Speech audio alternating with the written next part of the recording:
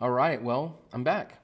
I did not do anything for this channel over Thanksgiving break except for a few posts on social media, and but I'm happy to come back today. I want to talk about the books I read over break. So the first book that I'm going to talk about today is I finished right before break, The Magicians by Lev Grossman. So The Magicians is, a lot of people describe it sort of as if like Harry Potter went to college, but it's a lot different than that. The Magicians is, it feels a lot like a mix of Narnia and Harry Potter and like, uh, a mature rated TV show. It is full of violence and drunkenness, and it's full of adults who don't know how to handle problems. It's a book that like I really I watched the show first, which usually is a bad idea. You want to read the book first, and the show's phenomenal. But I started reading the book, and there were times that I just loved this book. It was so magical, so beautiful. The main character Quentin Coldwater goes to Break Bills, which is a magical college, and he learns magic, and they face challenges.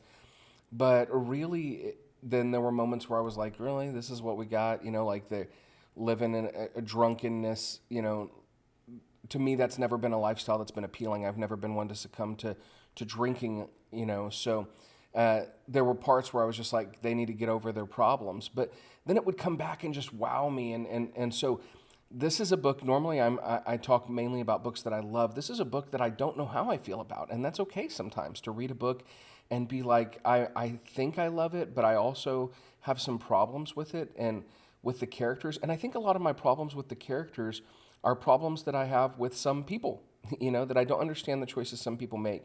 And maybe that's a little bit about what this book is about learning to, that people are different and they handle things differently than you. And in the end, it really made me want to pick up the second book and see where the characters go from here.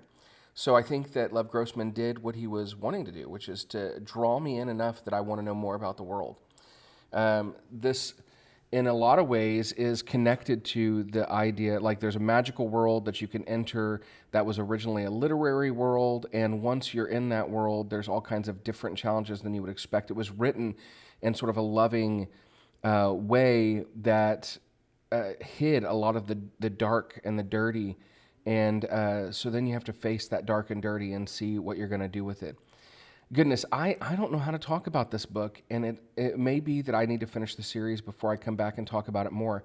But in the meantime, I want to tell you, if you're looking for a book where you're going to have characters that are wrestling with their use of magic while also wrestling with how to handle the world as a grown-up and that sort of quarter-life crisis that seems to be becoming more prevalent, this very well might be your book.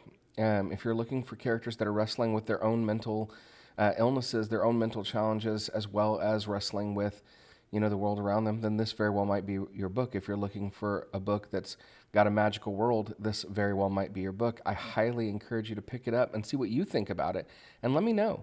There's a lot of great fandom stuff around this as well. I encourage you to check out Lauren Fairweather's music about it, and pick it up.